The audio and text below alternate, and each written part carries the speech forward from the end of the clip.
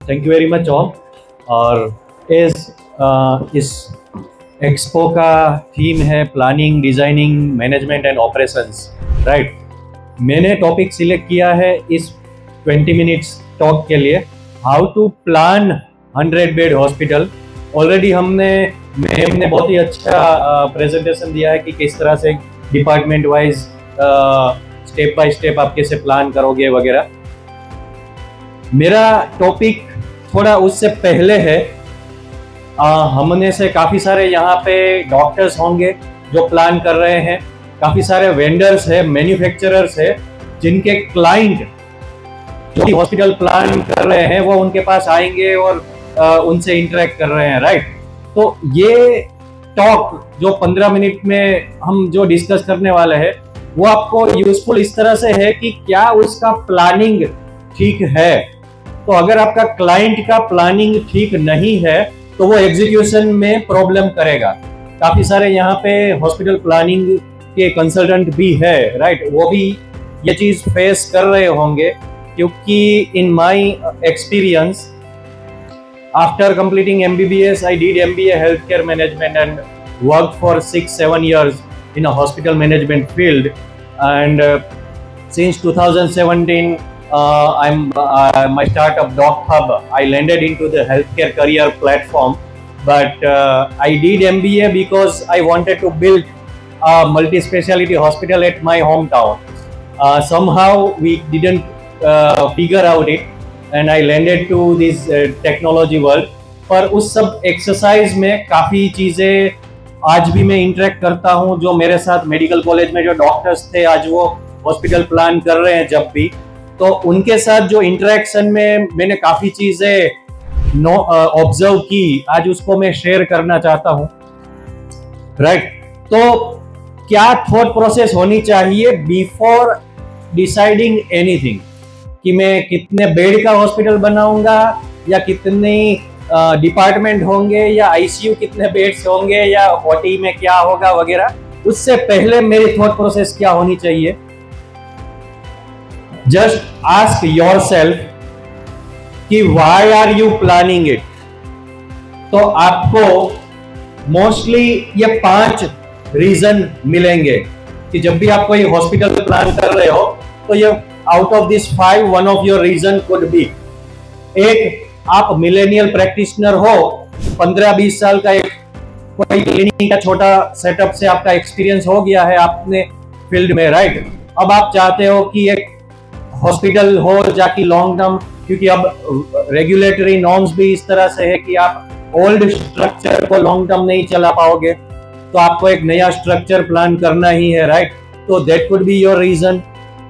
Second होगा doctor couple है, अब जगह कम पड़ रही है, राइट, तो उस वजह से भी आप प्लान कर रहे हो। और नेचुरली आप लैंड करते हो कि चलो, मोस्टली अगर आप देखोगे कि हस्बैंड ऑर्थोपेडिक सर्जन है और तो वाइफ है वो गायनेकोलॉजिस्ट है, तो आपका प्लानिंग शुरू करने से पहले ही आपने स्पेशलिटी फिक्स कर दी। तो try to avoid such kind of things. Third is group of like minded doctors, वो मिलके एक मल्टी स्पेशलिटी हॉस्पिटल हो सकता है प्लान कर रहे होंगे, राइट। यहाँ पे ये ग्रुप ऑफ डॉक्टर्स मेंशन नहीं किया है, group of like minded doctors mention किया है पर्पसफुली, क्योंकि अगर लाइक माइंडेड नहीं है तो आगे जाके प्रॉब्लम होगी और काफी बार एग्जीक्यूशन भी ठीक से नहीं हो पाता प्रोजेक्ट का। और शायद ये नेक्स्ट में पारुल में हमें उसके बारे में शेयर करें, शायद उनके क्लाइंट ग्रुप ऑफ डॉक्टर्स भी जो भी प्लानिंग कर रहे हैं या उसमें क्या चैलेंजेस फेस करते हैं, राइट। फोर्थ है, आप चैरिटेबल ट्रस्ट हो, एनजीओ हो और आप एक चैरिटेबल हॉस्पिटल प्लान कर रहे हैं, राइट। और फिफ्थ इज कॉर्पोरेट, आप you are building a corporate hospital. तो सभी चीजों में आपकी थॉट प्रोसेस नेक्स्ट क्या होनी चाहिए। First, most importantly, strategic brainstorming बहुत ही जरूरी है। अब क्या चीजें आप उसमें आपको करना चाहिए। पहले तो don't jump directly on operational और बजट एंड स्पेशलिटी सबसे पहले स्टार्ट कर देते हैं, अच्छा इतने इतने डिपार्टमेंट चाहिए, ये ऑपरेशनली होगा, इतना आईसीयू बेड वगैरह। Don't jump on it. First do a market analysis. Market analysis means कौन सा सिटी है आपका, ऑलरेडी कितने मल्टी स्पेशलिटी हॉस्पिटल है, वो किस तरह से रन कर रहे हैं, राइट, वहां पे किस तरह से पेशेंट फ्लो आ रहा है, कौन से बैकग्राउंड से आ रहे हैं, आपका लोकेशन, जो भी एनालिसिस आप करोगे, एनालिसिस एज अ डिफरेंट, आप मैनेजमेंट में जो पढ़ते हैं स्वॉट एनालिसिस, राइट, तो वो पहले करना जरूरी है। उसके लिए आप कंसल्टेंट भी हायर कर सकते हैं। पर अगर आज की ये थॉट प्रोसेस है कि हाँ एनालिसिस जरूरी है, तो आप कंसल्टेंट के साथ ठीक से डिस्कशन कर पाओगे, वरना फिर आप उसको भी यही बता दो कि ये डिपार्टमेंट है, ये प्लान करना है, कर दो, right, and then you will be wrong, might be a wrong thing, कि जो आपको जरूरत नहीं थी वो आप उसमें एंड करोगे। फिर है what does the market needs. Analysis के एंड में आपका कंक्लूजन होना चाहिए कि मार्केट को क्या जरूरत है। देखिए, अभी तक जो भी डॉक्टर्स प्लान कर रहे होंगे हॉस्पिटल, तो ऑलरेडी उनका 20-25 साल का एक्सपीरियंस है, उनको पता है, उन्होंने शायद छोटा सेटअप रन करके कर लिया है। ट्राई टू अवॉइड वही चीजें आप अब 10-15 बेड का हॉस्पिटल बना रहे थे, वही माइंडसेट, वही चीजों को आप 100 बेड में इंप्लीमेंट करने का माइंडसेट लेके मत जाओ। तो मार्केट नीड्स जरूरी है कि आज से 20 साल पहले पेशेंट है वो डॉक्टर को भगवान की तरह पूछता था। सिटी में वो स्पेशलिस्ट, जो भी डॉक्टर आपकी जो स्पेशलिटी थी उसके बहुत ही कम स्पेशलिस्ट अवेलेबल थे, तो आपको नेचुरल फ्लो वैसे ही मिलने वाला था, राइट। पर आज वो चीज नहीं है।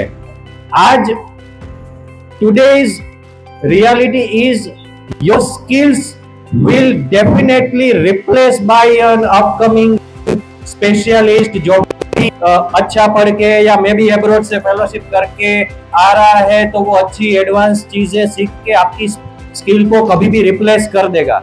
Then what else?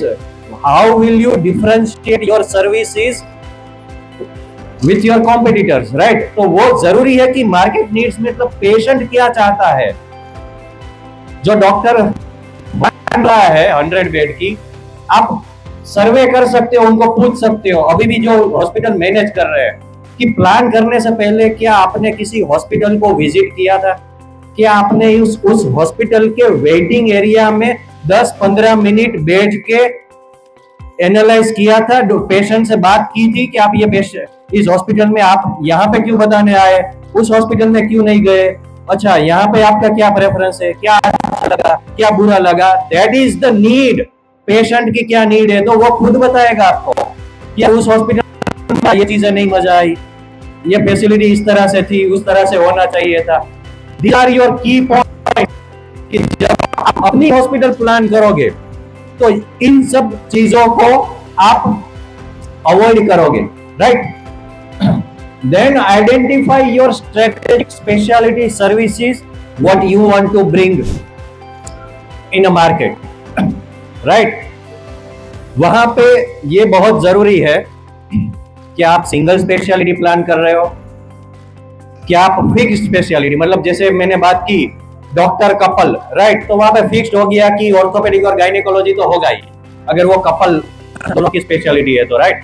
फिर क्या आप मल्टी स्पेशलिटी प्लान कर रहे हो, मल्टी स्पेशलिटी तो क्या बेसिक स्पेशलिटी ऑलरेडी काफी सारे मल्टी स्पेशलिटी हॉस्पिटल सिटी में है ही, क्या उसी को रिपीट कर रहे हो कि उसमें नई कुछ स्पेशलिटी ऐड करो, कुछ सब स्पेशलिटी प्लान कर रहे हो कि नहीं कर रहे हो, क्योंकि आने वाले 10-20 सालों में सब स्पेशलिटी का जमाना है। सब स्पेशलिटी मींस सिर्फ पीडियाट्रिक डिपार्टमेंट नहीं चाहिए आपको चाहिए paediatric neurology, paediatric gastroenterology, paediatric rheumatology, paediatric cardiology, right. उस हिसाब से आपको प्रैक्टिस करनी होगी अगर बड़े सिटी में प्लान कर रहे हो तो वो स्ट्रेटेजिक स्पेशलिटी आइडेंटिफाइंग आपको करना है बिफोर गोइंग टू प्लान कि वो 70 बेडेड हॉस्पिटल होगा, 100 बेड होगा, 120 होगा, ये जरूरी है। फिर evaluate your total addressable market. यहाँ पे आपको इस तरह से सोचना है कि आप जो भी फैसिलिटी प्लान कर रहे हो वहां पे गवर्नमेंट स्कीम आप प्लान कर रहे हो कि नहीं कर रहे हो, जरूरी है। उसी से आपका टोटल एड्रेसेबल मार्केट बनेगा। प्लस अगर जो भी आपकी स्पेशलिटीज है, राइट, आपको हेल्थ डिपार्टमेंट से पब्लिक हेल्थ के काफी सारे डेटा मिल जाएंगे डिजीजेस के, उस सिटी में किस तरह से डिजीज का ट्रेंड है, राइट, डायबिटीज कितने पेशेंट्स है, या इवन डेथ रेशियो से आप निकाल सकते हो कि कितने डिजीजेस के, कैंसर के कितने पेशेंट्स है, या स्टोन यूरोलॉजी के रिलेटेड कितने हैं, पीडियाट्रिक कितने हैं, नंबर ऑफ बर्थ्स हर साल कितने होते हैं। उस हिसाब से आप अपनी स्पेशलिटी आपको प्लान करना चाहिए और वहीं से आपको अपना टोटल एड्रेसेबल मार्केट मिलेगा। आपका मार्केट, अगर आप पीडियाट्रिक हॉस्पिटल बना रहे हो तो उस एरिया में कितनी स्कूल्स है, कितने स्कूल गोइंग चिल्ड्रन है, आपको पता है, तो आपका टोटल एड्रेसेबल मार्केट मिल गया आपको। तो उस एरिया में पीडियाट्रिक सर्विस लेके जाओगे तो then it makes sense, rather than ऐसे एरिया जहां पे नंबर ऑफ स्कूल्स या पीडियाट्रिक पॉपुलेशन आपकी जो आपका टेम है वो कम है, तो वायबल नहीं होगा, right. This is how you need to think कि टोटल एड्रेसेबल मार्केट आप किस तरह से before planning to your hospital. Then वो all will be your target audience. Suppose आपने आइडेंटिफाई कर लिया कि आपका gastroenterology you are going to plan आपके हॉस्पिटल में होगा, राइट। तो वहां पे टारगेट ऑडियंस उस स्पेशलिटी के लिए क्या होंगे? ये होंगे गैस्ट्रोएंट्रोलॉजी के लिए कॉमन प्रॉब्लम क्या होता है? Gastritis, acidity clinic, right. Working population जो स्ट्रेसफुल और हार्ड वर्किंग, मतलब कॉर्पोरेट में जो काम कर रहे हैं, जिनकी डाइट और स्लीप इरेगुलर है, they are suffering from an gastritis, तो they will visit for the acidity clinic। आपके गैस्ट्रोएंट्रोलॉजी का एक पार्ट है, राइट। तो वो population, these are your target audience कि हाँ, corporate employees is your target audience for acidity clinic। That's the target audience आपके वो गैस्ट्रोएंट्रोलॉजी स्पेशलिटी के रिलेवेंट है। उसी तरह से अगर यूरोलॉजी है तो फिर एक पर्टिकुलर होगा कि यूरोलॉजी में प्रोस्टेट हो गया, तो then your target audience is 60 plus male, जिनको प्रोस्टेट का problem most likely after 60 years होगा, राइट। तो you need to define that after your speciality, you need to define your target audiences and accordingly your facility will be design that way. Then a product research you need to do. Think about your hospital is like a product, right? अब आपको उससे product analysis और research आपकी product का करना है। मैंने decide कर लिया कि मेरा हॉस्पिटल सिंगल स्पेशलिटी होगा या मल्टी स्पेशलिटी होगा, जो भी है, तो अब वो मेरा प्रोडक्ट हो गया, राइट, कि ये मल्टी स्पेशलिटी हॉस्पिटल और ये 5 speciality I am going to serve to the market. तो now then comes four things you need to research. Your location, best location होना चाहिए। लोकेशन में क्या चीज आएगी? आपका टोटल एड्रेसेबल मार्केट जो हमने बात की, टारगेट ऑडियंस उस एरिया में है, उस एरिया में ऑलरेडी कितने हॉस्पिटल है, उसकी फैसिलिटी किस तरह से बनी हुई है, वहां पे क्या लेकिंग है, राइट। तो वो आपका कॉम्पिटिटर एनालिसिस हो गया। वो आपको एज ए ओनर तो करना ही पड़ेगा, क्योंकि जब भी आप कंसल्टेंट से बात करेंगे, कंसल्टेंट जो भी आपके प्लान कर रहे हैं, तो उनके साथ उनको भी आपको एक पर्सपेक्टिव देना पड़ेगा ना, कि मुझे इस तरह से चाहिए। ऑफ कोर्स कंसल्टेंट आपको काफी चीजें सजेस्ट करेंगे ही, पर बेटर है कि आपका mindset research point of view से अगर ऑलरेडी आप उस हिसाब से अप्रोच कर रहे हो प्लानिंग, तो वो कंसल्टेंट के लिए भी इजी होगा एग्जीक्यूट करना project. How will you differentiate, ये एक थोड़ा इंपॉर्टेंट फैक्टर है। जैसे आपके सिटी में already 100 bed 200 bed 100 bed hospital समझो 40-50 होंगे, बड़ा सिटी है तो, छोटा सिटी है तो 10-20 होंगे, राइट। तो ऑलरेडी तो है ही, तो अब डिफरेंशिएट क्या करोगे? How will you differentiate? So there are few points which you can differentiate. एक हो गया कि चलो आपकी टीम में कोई 25 इयर्स एक्सपीरियंस्ड डॉक्टर है जिनका सिटी में बहुत बड़ा नाम है, राइट? तो that can be your differentiating factor, right? Second हो गया आप कोई एडवांस इक्विपमेंट ला रहे हो, maybe an robotic surgery आप ला रहे हो, क्या आप कोई एडवांस एंडोस्कोपी या कोई ऐसा equipment, maybe an 3 test MRI machine जो अभी सिटी में या उस एरिया में बहुत ही कम है, नहीं है, राइट? क्या उससे आप डिफरेंशिएट करोगे? क्या आप एडवांस सर्जरी जो इस सिटी में नहीं हो रही है, फॉर एग्जांपल न्यूरो सर्जरी की बात करें तो एपिलेप्सी सर्जरी या ऐसा जो भी एडवांस प्रोसीजर्स है, क्या आप वो ला रहे हो? तो उसके लिए उस टाइप के एक्सपर्ट डॉक्टर भी होंगे आपके टीम में और उसके लिए आपको जो इंफ्रास्ट्रक्चर चाहिए वो प्लान करना पड़ेगा। तो आपका डिफरेंशिएटिंग फैक्टर है वो जरूरी है। जब एक बार आपने वो मेंशन कर दिया, मेक श्योर कि आप वो डिफरेंशिएटिंग फैक्टर को अपने मार्केट में यूज करेंगे। अगर आपको पता है कि आपके पास 30 साल एक्सपीरियंस वेल नोन डॉक्टर है, हॉस्पिटल बन गया, पर आप उसको मार्केटिंग में, प्रमोशन में आप उनके साथ कर ही नहीं रहे हैं, प्रमोशन उसको प्रमोट नहीं कर रहे, आपका मार्केटिंग कम्युनिकेशन उस तरह से नहीं है, then there is no meaning to have that differentiating factor, right? So define what leverage you have. These all differentiating factors, these all are your leverage for go to market strategy. उसके बाद आप अपनी, अब इतना हो गया, strategic brainstorming हो गया, स्पेशलिटी डिसाइड कर ली हमने, प्रोडक्ट रिसर्च एनालिसिस कर लिया, अब आपके पास काफी सारे पॉइंट्स होंगे।